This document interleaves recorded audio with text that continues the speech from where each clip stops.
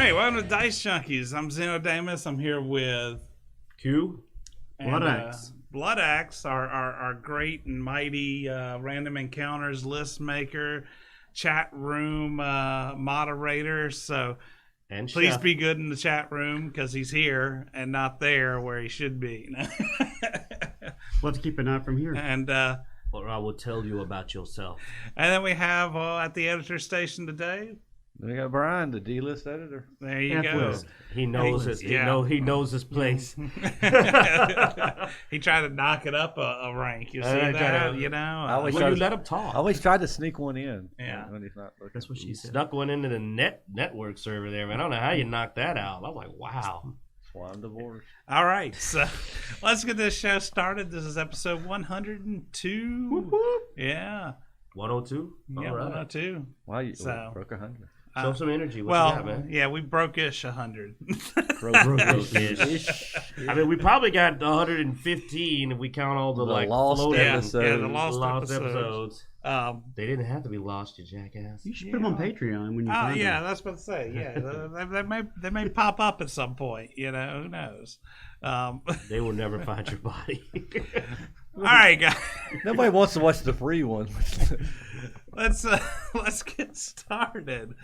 What's the first time we got here? We got Spider-Man is back to the Marvel Cinematic Universe.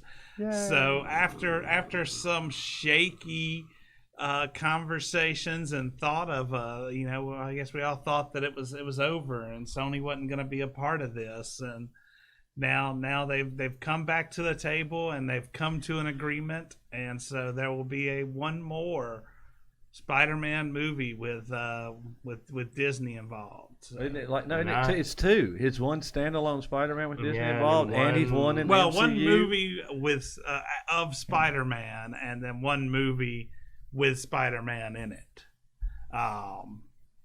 Because it's you've got the Spider-Man 3 will have Disney involvement, and then Spider-Man will appear in some MCU related Highly movie to be a Captain Marvel. one. at some point. If they make another Captain Marvel.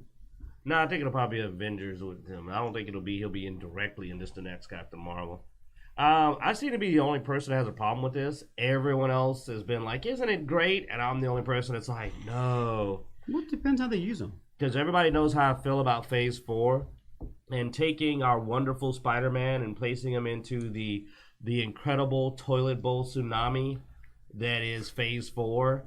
Just a storm of crap-tackiness.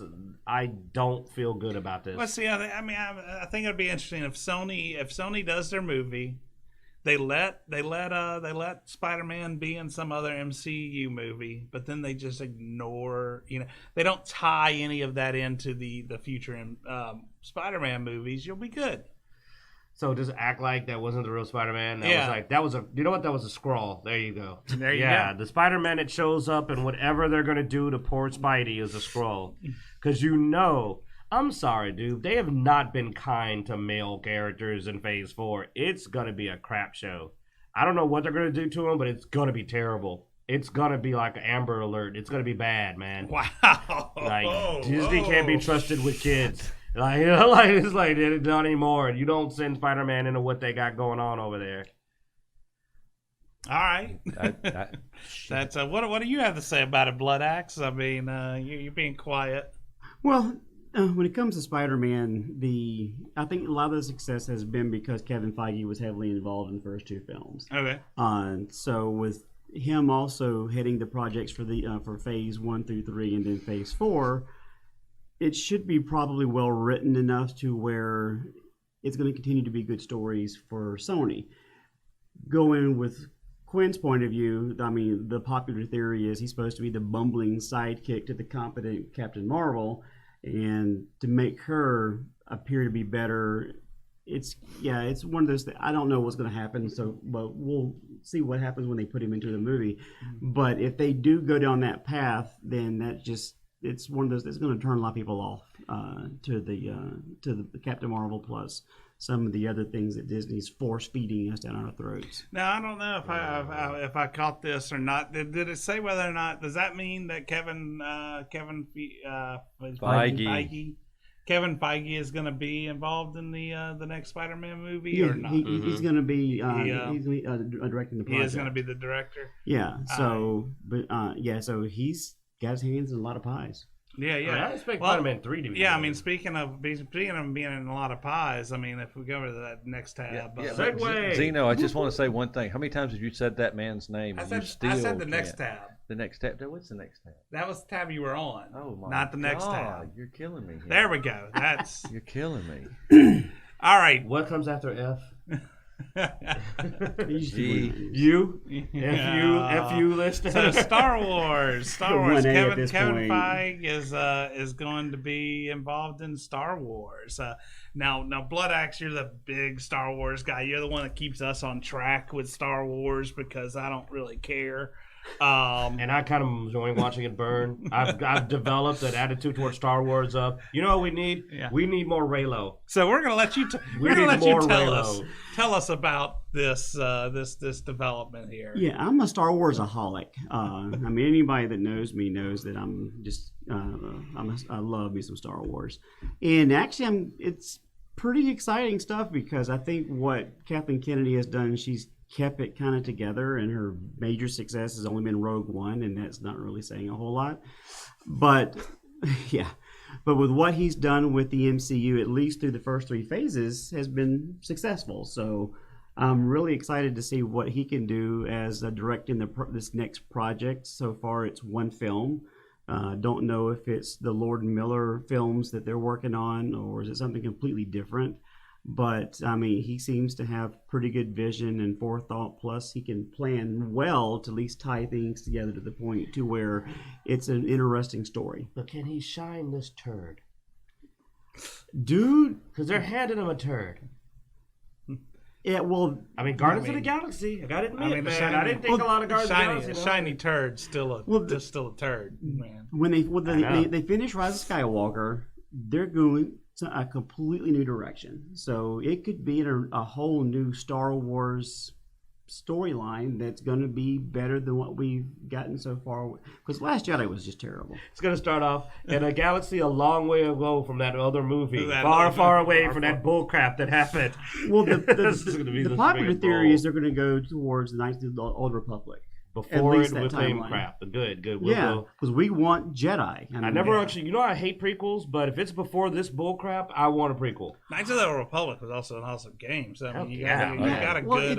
It's not a prequel. It's just a completely new story. Yeah, the Exile, all new characters. I mean, you have complete freedom to actually tell a good story. And if Lord and Miller are involved with this project with him, granted, Game of Thrones kind of went down the toilet in the last season, but the first 6 seasons were really well done. So I think combined with those 2 groups together, if that is indeed the case, then we may have some really good Star Wars content coming out. Now, I was in the car with you the other day, and you had a Star Wars podcast on, and I think they were mentioning something about them getting some stuff from George Lucas or something.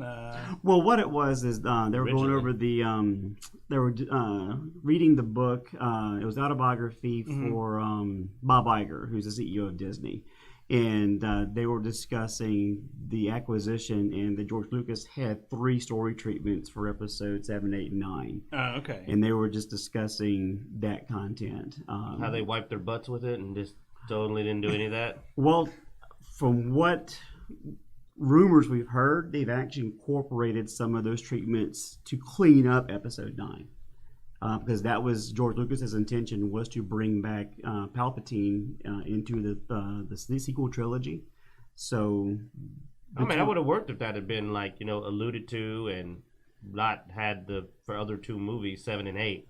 Well, the mistake they made was having Rian Johnson take the baton from J.J. Abrams with having no direction as far as how to coordinate the films for 7, 8, and 9. That sentence was accurate when you just said the mistake was Rian Johnson. Because no matter what it involves, if it's Rian Johnson, it's a mistake. Oh, yeah. I mean, what he did to Episode 8 was just... it wasn't Luke Skywalker. And what made things even worse... intentional. I think he hates Star Wars. I think he tried to sink the ship. He took every plot thread and tried to ruin it. He didn't run with any of it. And his whole point is we want to put the main character, Rey, into the most challenging situation possible. What you do when you do that is... Dating Kylo Ren? Luke was not who she thought he was. Completely severed from the Force. That's because he wasn't who we thought he was if you go by friggin'... But what happens when you put your main character into that situation? Well, the audience takes a ride with you, so they're also in a miserable situation, and that makes for a very poor film. And the whole plot line of we don't want to give you fan service, well, why not? Let the fans enjoy the film. What do you mean they don't want to give us fan service? I mean, I watched the first of the new Star Wars movies.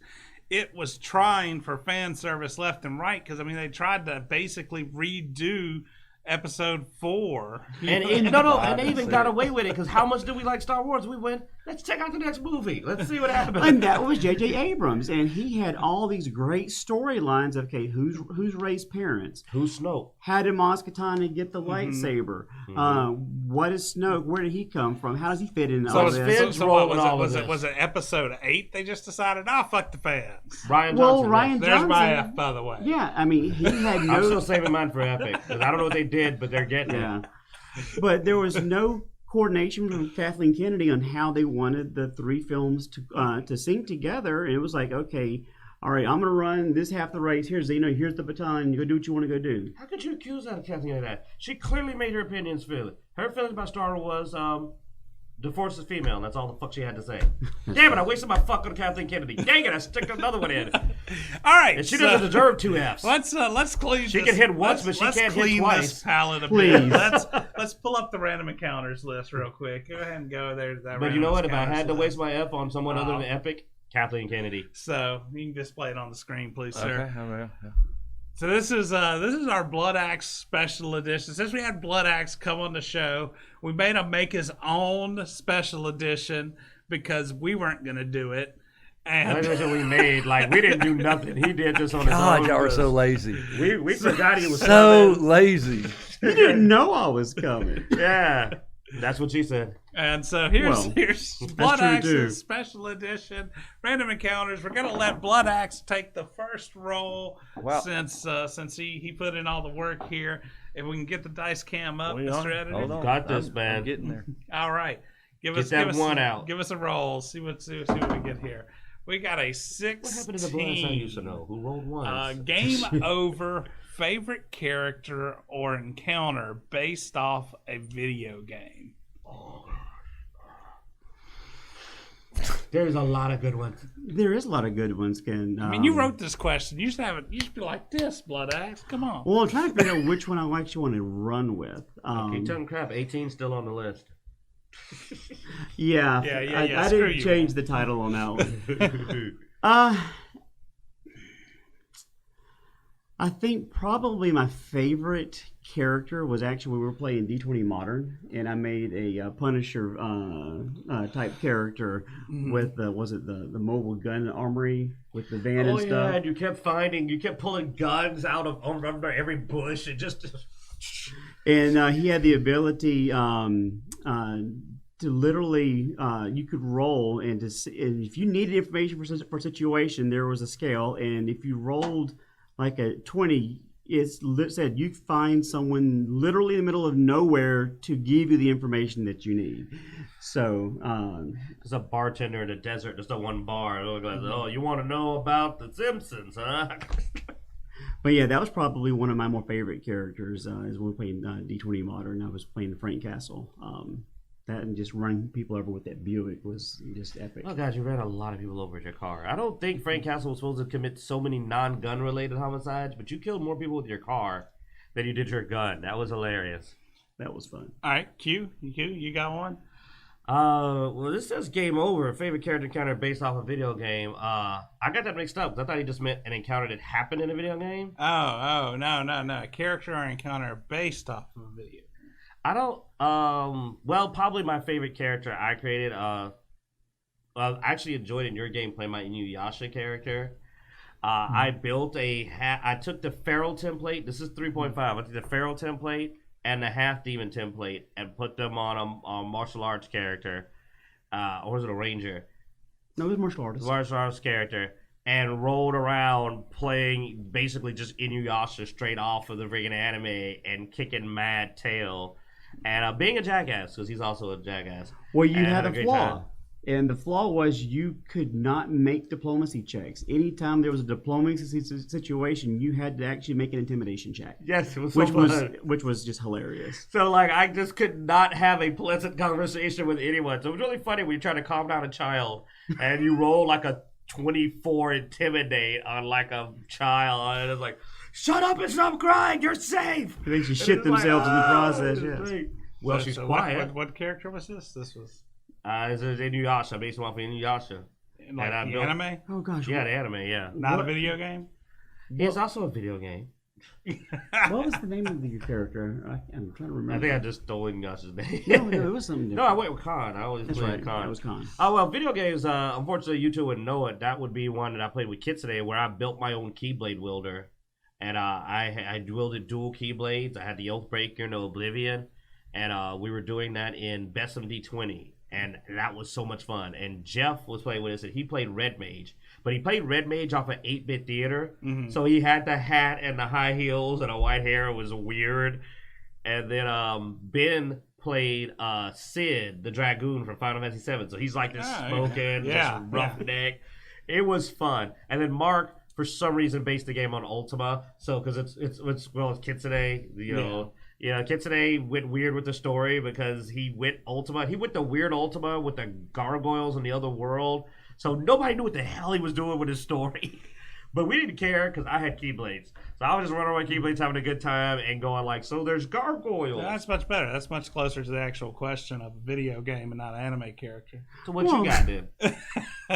What you got? Busting Right, balls. Let's see. My favorite. I had fun. Now, this is off of a video game that's probably not a hugely well-known video game. It's called Magica. It's sort of a little independent game, but there was a character in it that was a vampire, and it was a running gag of, definitely not a vampire. He would say he that would be like, constantly. I'm definitely not a vampire. He was in the comedy game, yeah. Like, And so we have a comedy game, which is Bessem, based on, anyway, we do a school environment it's and a all this school stuff. filled And with so I had every trope. Yeah, I had Every the vampire, who's definitely not a vampire, be one of the teachers for the class, and it was a fun character to sort of GM as, Dude, that's always cheating though, because like everything in that game was amazing. The comedy game is people have played everything you could think of. I still love Justin Belmont, our boy Jarek's, Mike's character. Mm-hmm. That was like he actually had the power to every time he went in at night, monsters appeared. So he had it's a terrible night to have a curse. No, it was him that did it though. He went out of the class. If he went out of the dorms at night, the forest would fill with monsters just automatically. The only reason I called you out on the Inuyasha thing is because I was originally gonna go with my Demon King Daimyo, and I was like, wait, no, that's anime. That's not a video I wanted game. to say something because that was a good one. Because you kept blowing girls' clothes. You had a flaw in it. If you use his magic, there was a lot of fan service of Demon King Daimyo, and a side effect of his magic is for some reason it shredded girls' clothes. He had that power, and he would try not to use his magic, but people kept forcing him to, and there always would have managed to be a female in the scene that's clothes would get shredded. And what's funny is that Ben was playing the exorcist from this anime where the guy makes boxes. They make like boxes of light around creatures to exercise them. So he would throw boxes around them so nobody could see them. And he threw them a uniform. And it got to the point that he bought the ability to have like just a bag filled with all the girls' sizes of uniforms, which was weird. So he was like the class president. He'd be like, put some clothes on. And he'd throw them a uniform. And he'd be like in their size. But he was so upright. He's playing like the class rep, that the girls didn't question the fact that he had their uniforms like ready for them, because that's how upright he was. They were like, what? That's a class rep. He would never be a pervert. But Yeah, I wanted to go with Siegfried, but I'm saving that one in case we roll number 2. Because I have what you a great did to story this for that day, Kitsune has not quite forgiven you for one-shotting that abyssal lore. All right, so let's talk Oh, yeah. about Oh, yeah. Ghost Rider. Oh yeah, we were doing a show about Yeah. other stuff. Oh, yeah. So let's go back over to Ghost Rider. So this is Marvel's Ghost Rider. The live-action series is not going forward on Hulu. They said it was because of, I guess, creative differences, but it really wasn't a huge anything I could find more on what those were or anything like that. But There's rumors. there were rumors. There was rumors of some border wall shenanigans, but It's just rumors, but there's belief that they wanted to go. You don't even have to go into detail. It's just Hulu wasn't comfortable with the desire for the show to go extremely political. yeah, Which I understand. You're Ghost Rider. Why? This is about demons and all of that. Why do you want to go political with Ghost Rider of all shows? I mean, when you're dealing with demons and hell and supernatural stuff, politics are kind of almost not important anymore. Yeah. I mean, compared to like Mephisto, like who cares about, blah blah blah sitting in whatever oddly shaped office that's not quite a circle. Like it's like Mephisto. But yeah, this Ghost Rider was going to be based off the Ghost Rider from Agents of S.H.I.E.L.D., which was played by Gabriel Luna. So there were some fans that were looking forward to this. According to Blood Axe. Yeah, according to Blood Axe, this guy. Were you looking forward to it, Blood Axe? Like you? Well, I didn't get that far at Agents of S.H.I.E.L.D. Like, Agents of S.H.I.E.L.D. lost me about 2 seasons in. So. He is muy guapo, I guess. yeah, I think it was in season 5. It was it broke up into 3 distinct sections, and there was the Ghost Rider piece, and it was actually pretty good. You but, love his car. Oh, it was a nice Dodge. Yeah. It's the car. Yeah, It's the car. But I Blood mean, Axe digs the car. people want to watch shows to escape all the shit that's going around anyway, and who wants to see more politics when you're trying to actually unwind and basically get your mind off of all that's going on right now anyway? Yeah, Turn to the news if you want politics. I mean, TV entertainment, fictional TV is supposed to be a form of escapism, Right. You want to get away from reality for a bit, and if you keep slapping me in the face with the latest current political tirade, then how am I escaping? That's the stuff I'm trying to escape. Like, I read news articles all throughout the week, keeping up with what's going on. When I sit down and I want to relax, I don't care about any of that. Like, I'm trying to get away from that. It's supposed to be a don't brain merge reset. all the entertainment. They're genres for a reason. Mm-hmm. Sci-fi is sci-fi. It's called political drama. It's an existing genre, and that's where that goes. Yeah. Go watch, Fahrenheit 9/11? Go watch that. But when I want to watch about a show named Ghost Rider, no part of that. I mean, it sounds like it could be a really, really weird horror porn, but it definitely shouldn't be political. There's no part that should be political. Oh, what was that movie? What was it? Ghost that had Demi Moore They banged and the ghost. Patrick Swayze. yeah, Patrick Swayze. Yeah. Yeah, did he use Whoopi Goldberg's body to do that? Yeah, That was yeah, weird. Zeno, He got a 3-way in there somehow as a ghost. That's impressive. Zeno owned it. I'm gonna tell you, he would slow down that spot. Yeah, right with my Dirty Dancing and. Hey, what happened in Hattiesburg? That's the part we keep quiet. What happened in Hasburg stayed in Hasburg until it got kidnapped and sold on a white slave trade. Oh. What? That's what? You saw the billboards. Apparently that's a problem down yeah. there. I am not gonna say that he hasn't lifted me over his head in the water. I'm just not gonna say it hasn't happened. You two Alrighty are then. close. I'm disturbed now. And apparently You I drank did a lot. You can't say it didn't happen. You might have forgot.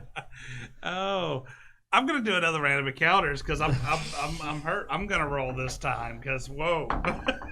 Cause whoa, yeah. Like that scarred me a bit. it makes you want to quit almost for drinking. Like, wait a minute, what happened? All right. All right. 8 classic games ever directly convert a character from one edition to the next.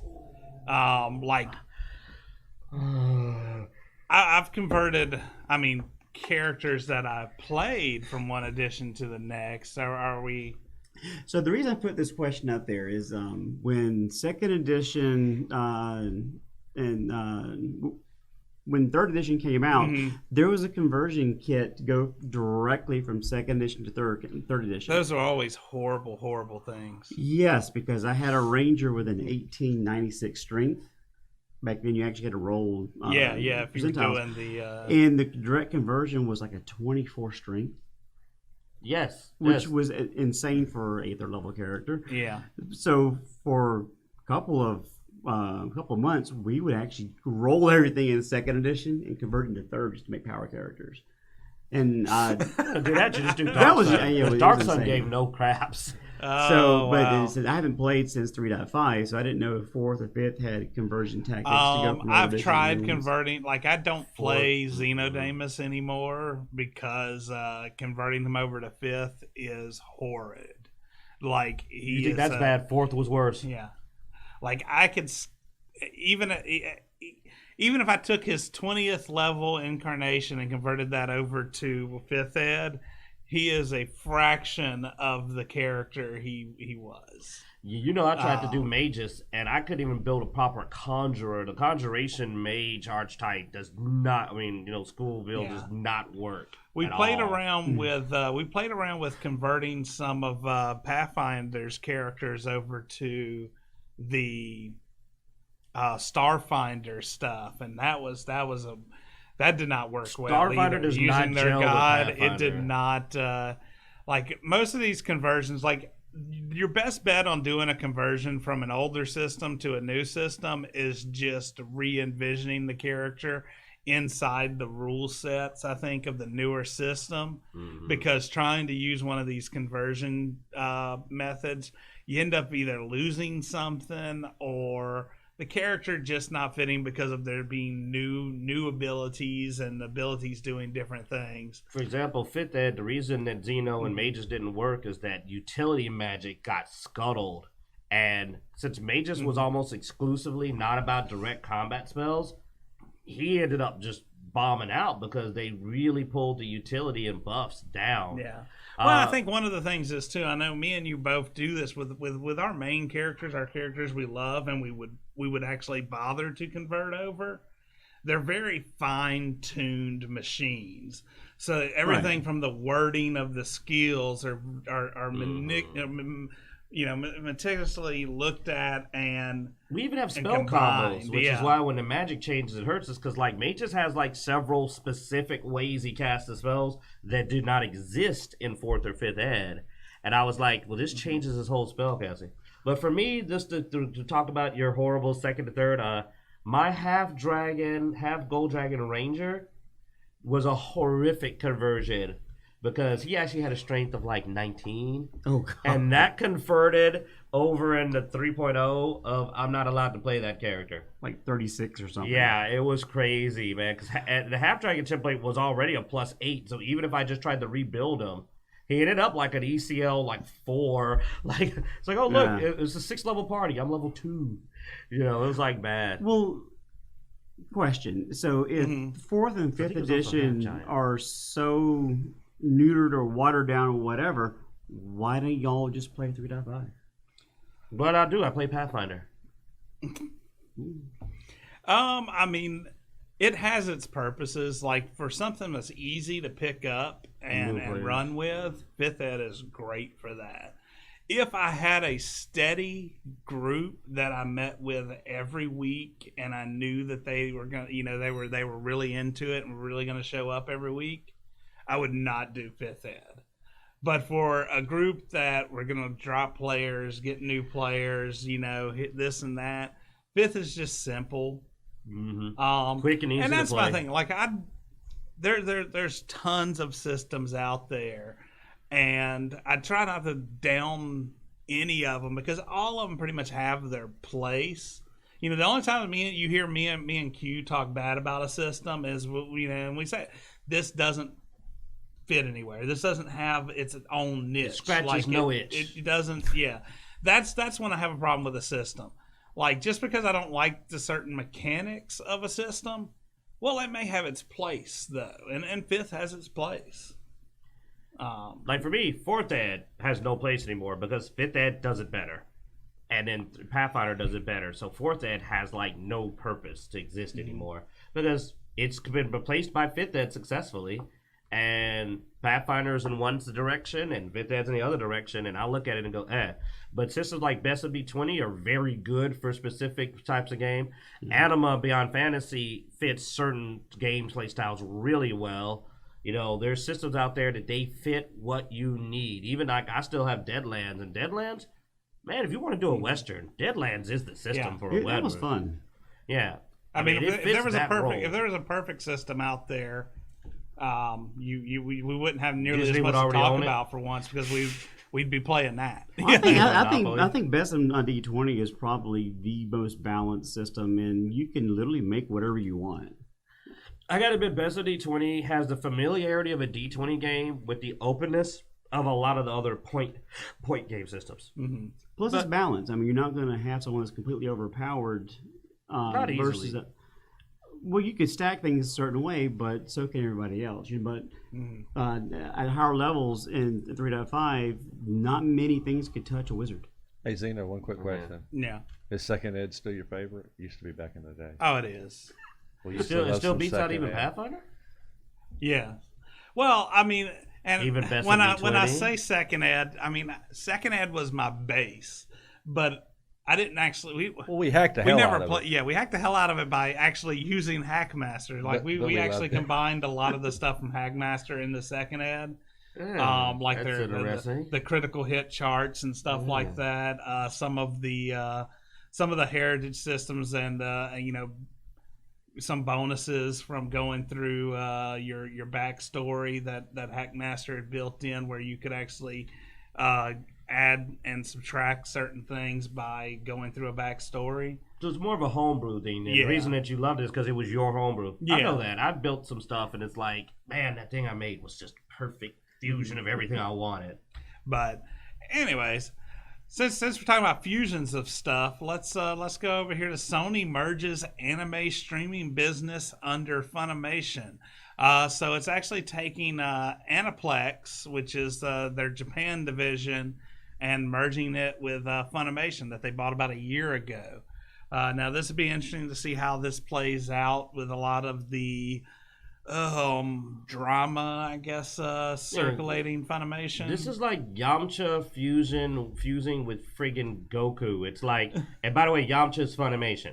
Like, oh my god, that's so lame. Why would you stick a dead, rotted appendage, like a dying appendage, onto your healthy body and go, we're better now? It's like, no, they're gonna leech off of you like the sick parasite they are. Well, I mean, you'd made a good point. I think this actually may save after some of the drama with That's what it their is. Dragon Ball series and stuff. This may save their rights to that and some other things. But It's a bailout. I mean, they're trying to bail out Funimation and rebrand it because now they can go, well, it's not Funimation anymore. It's Anafunimation. well, they've changed out. I think the head of Funimation. That's not who they need to fire. They need to fire Chris and Sean. I'm not saying their last name, so there. I always said first names. I'm not going to get into the whole drama part of the Funimation thing. But I'm all about the drama. I know you are, man. You can allude to it all you want. I said I'm not. But I mean, this could be interesting. It could be good for anime fans. I mean, we might see quicker releases, more releases. I mean, anytime you merge some stuff like this, you end up getting either more for your customer or less for your customer. It's yet to be seen. Never does things tend to stay the same though. So we'll see. Wait, but this might actually be good. I just thought about it. Normally, when two companies merge, they do fire a bunch of people. There are layoffs a lot of times. Goodbye, Sean. Goodbye, farewell, You're not a big anime person, are you, Blood? No. You don't. I never got into it. That's why we don't have many anime things on our random encounters. I list. try. I try, but yeah, I've even tried to use search engines to just try to find interesting questions on anime and epically fail on that. So I welcome any suggestions regarding anime questions in the chat room or even the comments on YouTube. Yeah. If you're watching this on YouTube podcast or watching us live, you can always send Xeno at Dicejunkies.com any suggestions, or you can throw them up in the comments for the YouTube, or hop on Facebook, drop us a line there, and I'll get him the Blood Axe so that he'll have some extra material to go off of when making these lists. If you want to see more anime stuff, that's what you're gonna have to do. Just get over it. I just realized something. You What? guys make me look young. I need to hang out with you guys more often. Well, you make me look better, so. Oh, You don't need me to make you look good, Blood Axe. all right. So This Blood Axe, you better keep a close eye on him. you haven't done a random encounter yet, Q. Why don't you roll something? They only did one got subject creepy there. real quick. They got creepy. It's real supposed to be creepy. Yeah. Hey, what were you trying to say? Don't you judge us! Don't you judge us! Look, Mark was my lover and my brother-in-law. So 19. Boom! Oh God! What the heck? Women in geek culture ever play a female character as a male or vice versa? Hell no. I know you don't. Yeah, and I don't completely buy that stupid excuse. Well, if I'm going to be looking at a character's backside all day, it might as well be a female. Okay, if that's true, that's sadder than anything. Because really, you're just like, no, please, man, be a friggin' adult. Like, that's actually worse than my review. I don't play female characters because I live vicariously through my character, man. When I'm playing God of War, I'm right there with Kratos, man. I'm raging, I'm getting my revenge. When I play a female character, I have a harder time, not even just because, I don't understand females, but because video games don't always do a good job of portraying female characters. They tend to portray them always with mixed emotions and emotional trauma. Except, like, the last time I saw a female character done really well was, like, I always thought that Tomb Raider was pretty good. Because Lara Croft was out there to raid tombs, man. She wasn't worried about her hair. She wasn't trying to be cute. She was out there kicking butt, and I could get into that. All these other games, sometimes they pull it off, sometimes they don't. So, that's just, I can't get into the characters much. I'll say that if I am creating a character, I do tend to always create males because, well, I'm male and it's easier to get into that character. As far as for a story thing, I was just playing Gears of War 5, and there you're playing a female halfway through that story, or right after the first chapter of that story.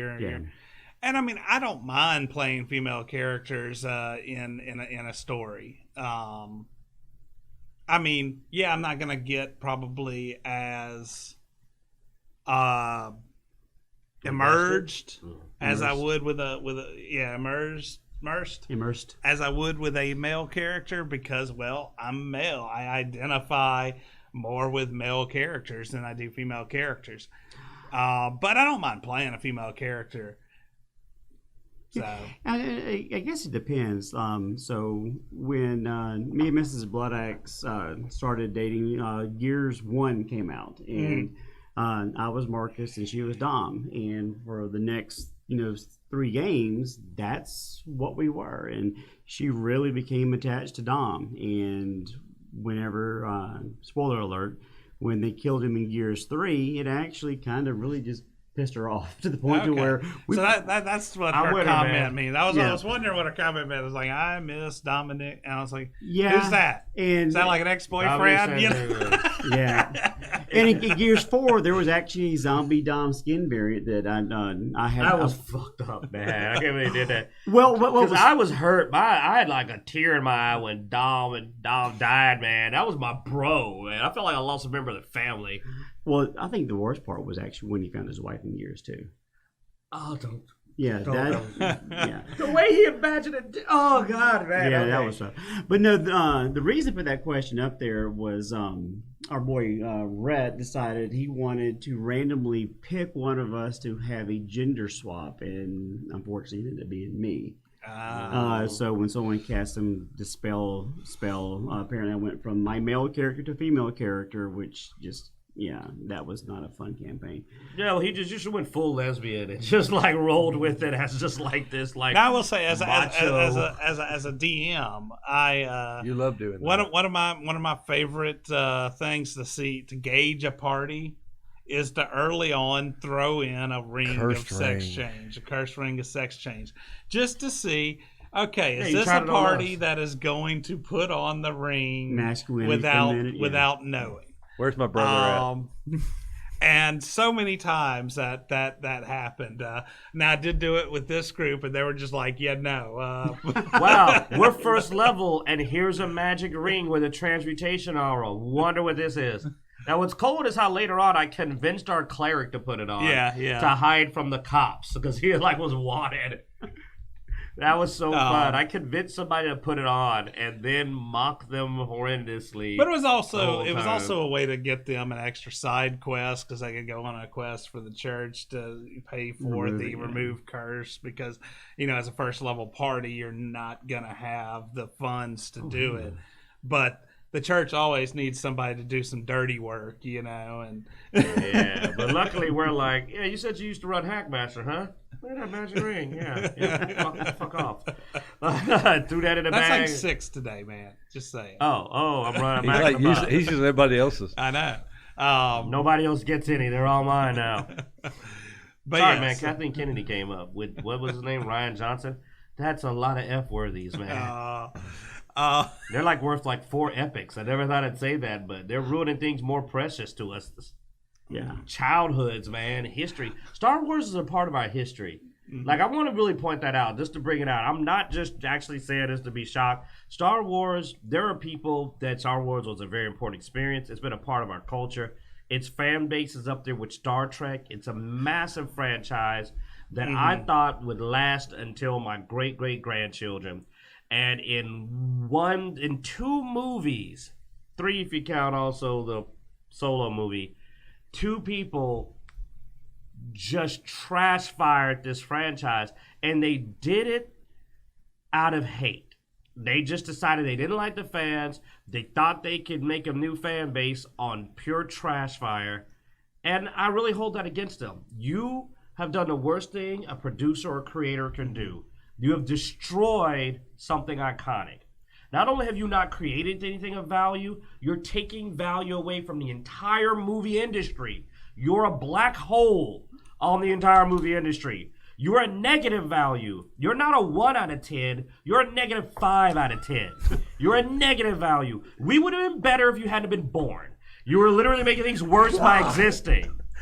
Like, the day that you decided to go into movies, you just ruined it. No, I didn't. Sorry. Anyway. Well, no, I think just... Dude, they suck. It's like the people who did it. People who made Star Wars and Hitler. Yeah. The Star Wars Christmas special didn't ruin Star Wars.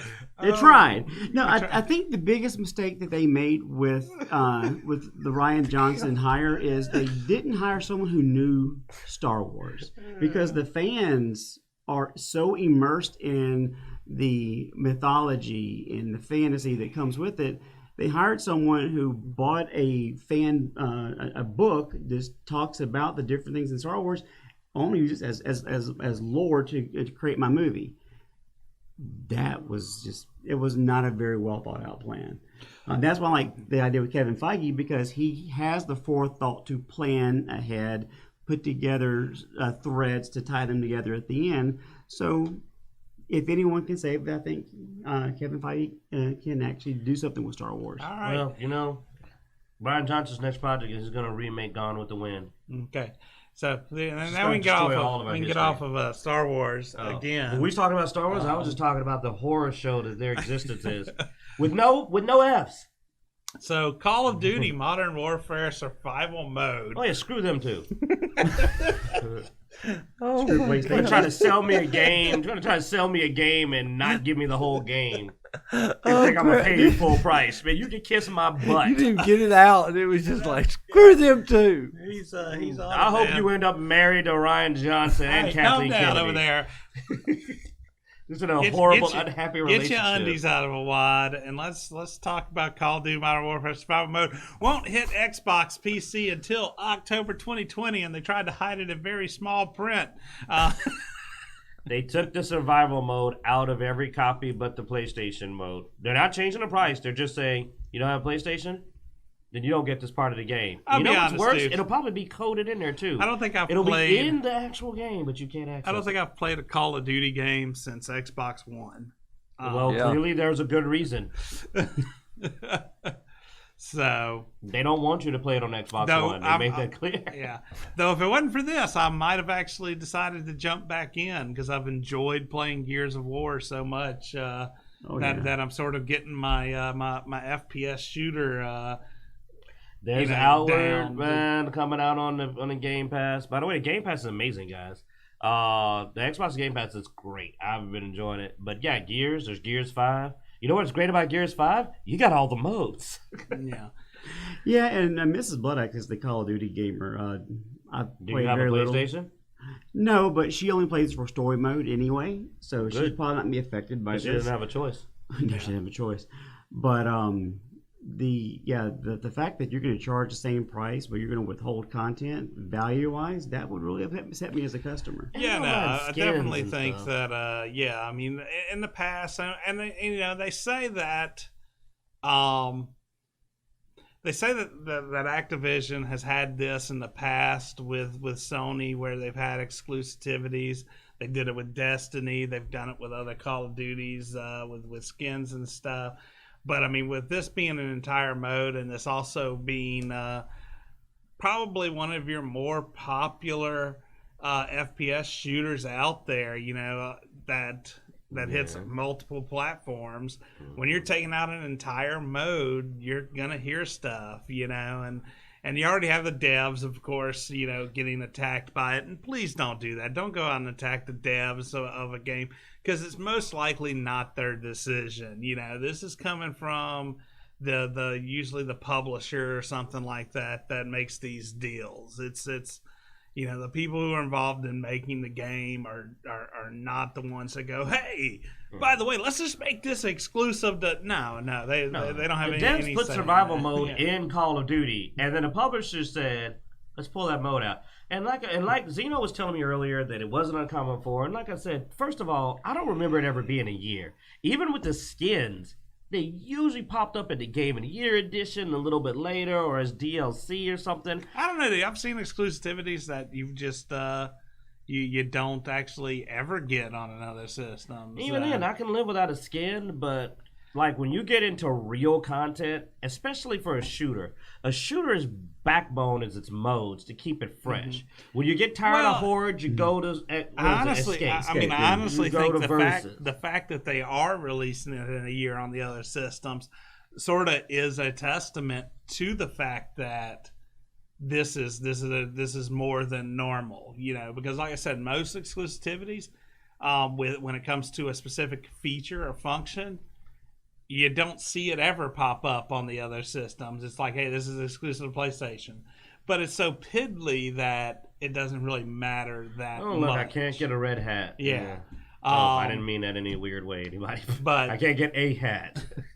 But, I mean, the thing is, on this, they know that it's actually a decent part of the game because they're saying, oh, well, the other systems can get it later on. Well, the kicker, too, is like somebody pointed out, many people pointed out, Call of Duty is a yearly release. Like, you get a Call of Duty almost every new year. So, by the time this, so by the time that this survival mode comes out, the game will literally be, there will be a Call of Duty 5 or whatever. Mm-hmm. So, like people were saying, this basically means it isn't going to really hit in any way that matters. Now, this particular Specs Ops survival mode, from my understanding, was pulled out of Call of Duty back in, like, 2012 and hadn't been in any of the Call of Duties in years. So, it's not, at least it's not something that was in previous games, that Sony got pulled out from everybody else's edition. Right, but people have been waiting on it to come back, supposedly. Like, so there was people that were like looking forward to this, and then got the whole not you. No, not me. But I mean, something that the fans have been asking for, and they're going to get it, but some will have to wait significantly longer.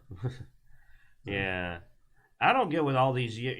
This goes back to, oddly enough, Epic with these whole year-long exclusives. Well, 6 months a year. It's like, is that even really good for you monetarily? Like, do a month or two. The real sales and first pitch fever happens in the first couple of months. There's really, to me, no reason for anything to be exclusive. Oh, sorry, past 2 months. Mm-hmm. 2 months is when all the big sales happen. After 2 months, go ahead and send it out to everybody is what I feel. And this is everything. This is game exclusivity, modes with skin. And the reason why is because if anybody's going to be convinced to buy it on one system over the other, it's going to be in the first couple of months. After those months, you know what's going to happen? They're going to lose interest altogether. And you know how many games I never played because they did that? Because they were like, I'd have to wait a while. And by the time came around, I'd lost interest. That's happened to me a lot. Mm-hmm. I mean, it's going to happen probably with Borderlands 3. By the time Borderlands 3 probably gets off Epic exclusive, I'll be playing something else. I mean, to be honest, that's the thing with games. It's always the latest hot thing. It's dumb to literally risk this with your game. They may be talking about they made more sales than usual. There's no way they made the money they would have made if they put it on all the platforms that they made by just putting on Epic. There's no way. And in 6 months, no one's going to care. In 6 months, people will be playing probably Call of Duty or something else. Something else. You'll end up doing is you'll end up having at some point there'll be a sale where Borderlands 3 will be on Steam for like $5 or $10, and then people who never played it will finally probably pick it up. They'll go, oh yeah, I never played that. It's $5. I'll get it. Yeah, which is a lot of sales revenue loss. Your exclusivity lost you from getting that 60 and knocked you all the way down to 5. Yeah. Because that person might have bought it when it came out, if it came out on all platforms. Right. Mm-hmm. Because I'll tell you right now, I'm definitely not paying any more than about $20 for Borderlands 3, period. I'm determined to screw them out as much of that as I can. So, if I got to wait, man, you're not getting full cash. There's a game I looked at recently that I wanted on Steam. Yeah, and Lightning Gundam is GameStop. Yeah, same thing. You'll see it, on the sale rack or used rack, and go trade in some games. Yeah, trade some games in. And when it comes out, then okay, I get the remember, extra content at a lower price for the game. Yeah. Don't forget, they get almost no revenue on resold games too. Like, oh man, that's why they're mad about that. They hate GameStop because the game company doesn't get crap on a resold game. Well, I mean, and that'd probably be more of something that would affect your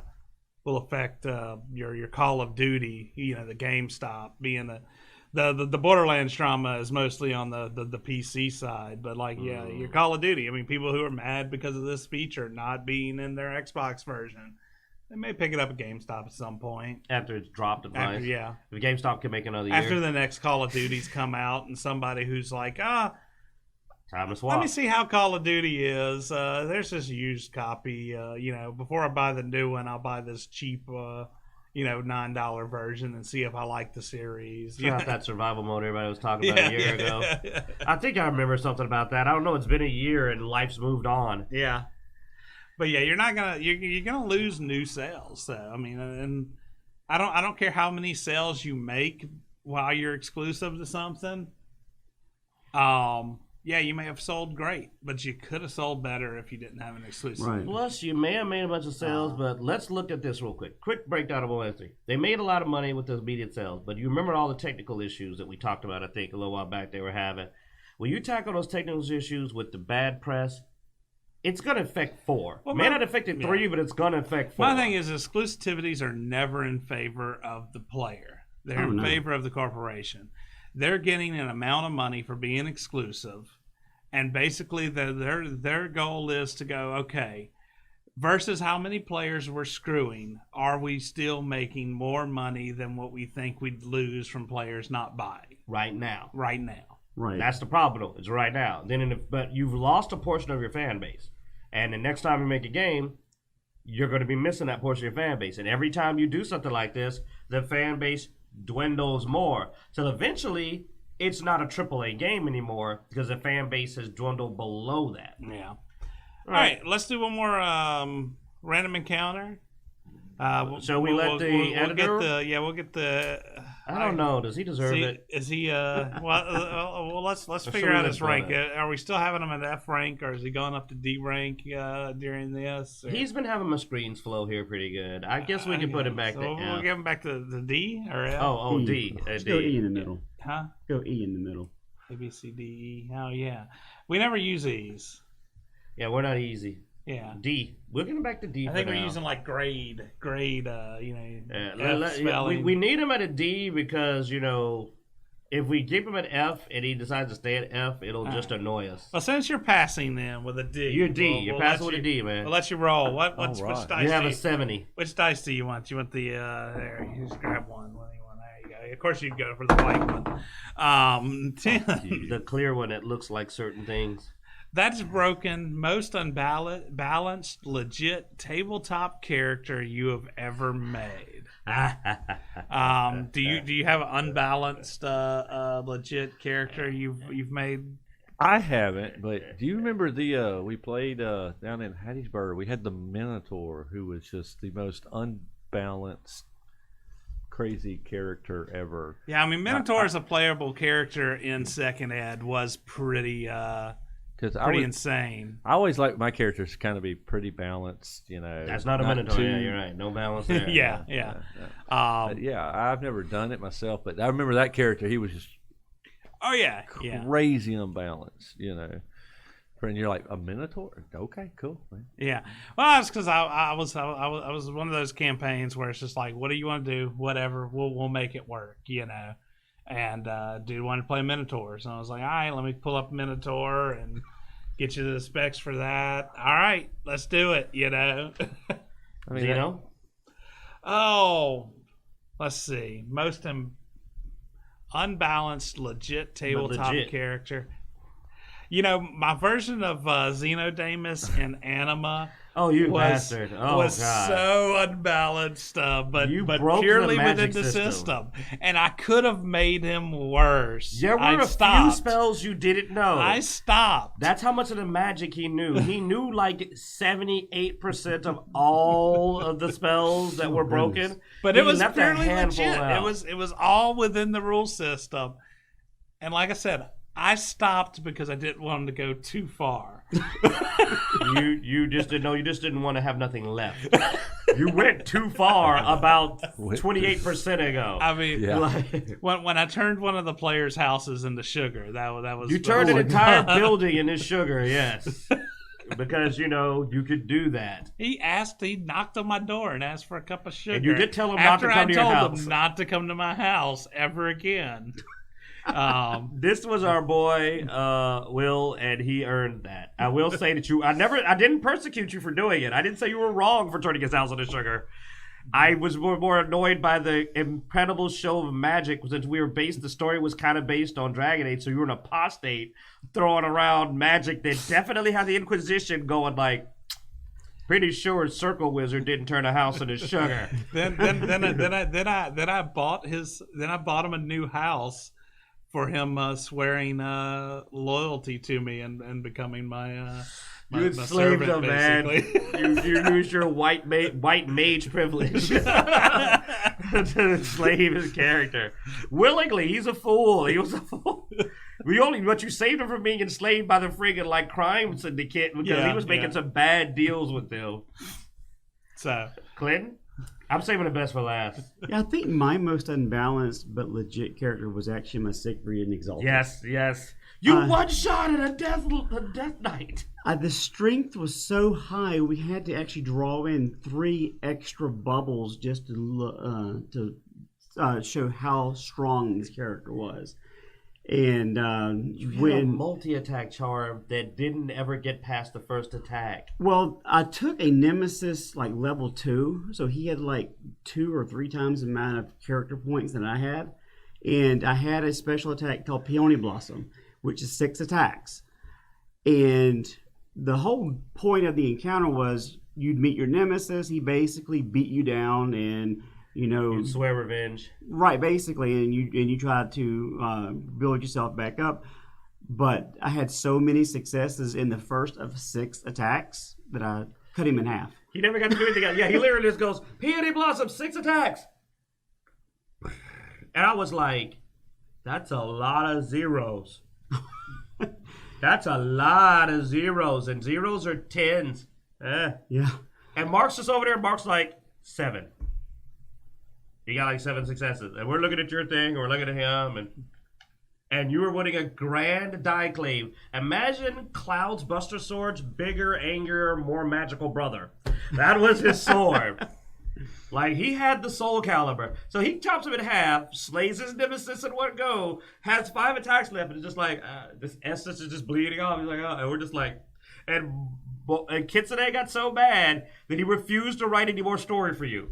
He just said, all right, you resolved your story, and went over that story. So you were just following us around, and nobody had any arcs for you anymore, because you beat Bison. Hooray, you avenged your dad. You're done.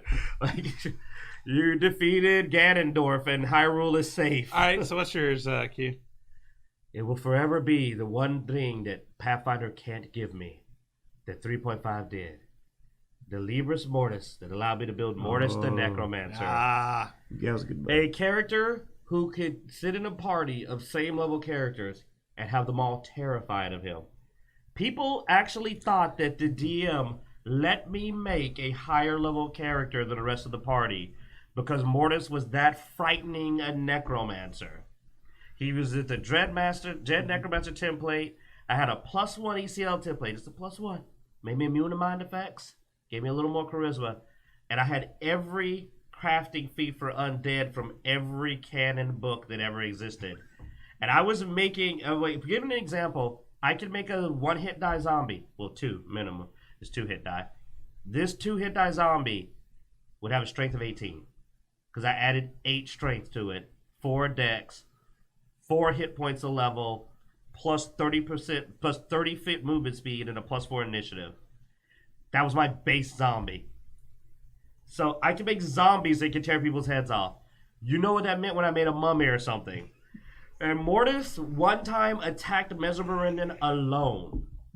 And successfully laid siege to it for like a week before they finally ran him off. And he did this at only 15th level. And to this day, there are people that are still traumatized by Mortis. When I play other games, they think he's more dangerous than he is. True. I hear stories. Kind of like I was not around during the Mortis era, but I still hear stories from other gamers of Q's Mortis. It's just they're like, oh God, no. He's playing Mortis. We're all doomed. Yeah. And it's funny because Mortis is also my first time I made a Bishonen character. Mortis was a pretty boy because he was a charisma-based caster. So he was a pretty boy and he was polite. You know, he liked to have his tea and have polite conversation. Mm-hmm. But if you were rude, he unleashed an unholy and undead wrath like never seen. And he's the most broken thing I ever played that was legit. All right. I think we're going to end there. But Logitech. I don't know anything about this. This is you. You know I know nothing about it. Yeah. No, I threw in this last story in case we were needing some filler time about Logitech buying Streamlabs, which is the software we actually use to do this live stream. But I don't really feel like talking about Streamlabs right now because they screwed you just a minute ago. Just a few minutes ago. So. Okay. Nice. Can I throw something out there, guys? Yeah, what's up? Don't become an F-list editor. No. This won't be an F-list editor. I think you, Q, will love this most of all. Have you been following the story about the new Joker movie coming out? And yeah, Joaquin Phoenix. It's been awesome. Right. But have you heard the stuff about the interview? Worried about the see, don't worry because I'm D-list. Yeah. They're all worried about the violence from this movie and people copycatting this Joker movie going on, and the army saying, have y'all followed the military junk was stupid, man. I thought it was stupid too. I just was like, have you guys been following it? Because I'm like, the movie ain't even out. Stupid people are going to do stupid things, and I think you're giving them ideas because you're putting it out there in the media. We actually chose not to talk about the Joker movie because we were just like, sorry. Well, no, it's fine. You bring it up. It was just one of those things of. It was so stupid that I was at the Death Star. It's like when somebody says, we need to do something about all these homemade bombs, and they list the ingredients on TV, and you're just like, Stop giving people ideas that it would be cool to go out and be the Joker. Like, why are you even making that a concept? And that's the thing. I cringe all the time at stuff. I mean, you have them read like these manifestos of these crazy people on the news, and it's like, yeah, you know, that's what they want. They want these manifestos read and people to hear them. You know. When you start putting ideas into people's heads and stuff like that, you're creating as much of a problem, if not more, than any of this could have. You know, Absolutely. Just treat entertainment as entertainment. Treat it as fiction, which it is, and I think we'll have a lot less problems. You know, that's where I go on the whole thing. I mean, my thing is, if somebody's crazy and planning to do violence, then they're going to do it. And they're going to use whatever motivation they need. I don't believe that you could be a normal person and watch a movie and freak out. Yeah. I agree. I believe you're a crazy person who was just looking for a trigger, and you're going to find one within a month or so of that time frame. Either way, because you clearly have no morality and you're loopy. I mean, that's just the truth. Because, I mean, there's been a bunch of Joker who laughed. The Batman Who Laughs came out. Nobody shot anybody over. I mean, it's like, it's not one particular performance is going to do it. People are going to do crazy crap. All right. Well, then we're going to wrap up there. Look, guys, thanks for watching. Blood Axe, thanks for coming on the show with us. I guess you'll be back in the chat room with us next week. Yep. And we'll have a whole new random encounters list ready to go. It's already ready. It's already ready. I mean, that's Blood Axe for you there. Thanks for watching, guys. Be sure to check us out on Facebook, Instagram, Twitter, Twitch, all that good stuff. We do this show live every Sunday at 3:30 on Twitch. That's Central Time. If we're not having technical difficulties, it's really close to 3:30. Today it was about 10 minutes behind because of the technical issues. But thanks for watching, guys. You can check out Dicejunkies.com for links to everywhere we can be found on the web. And as always, we hope you enjoyed the show.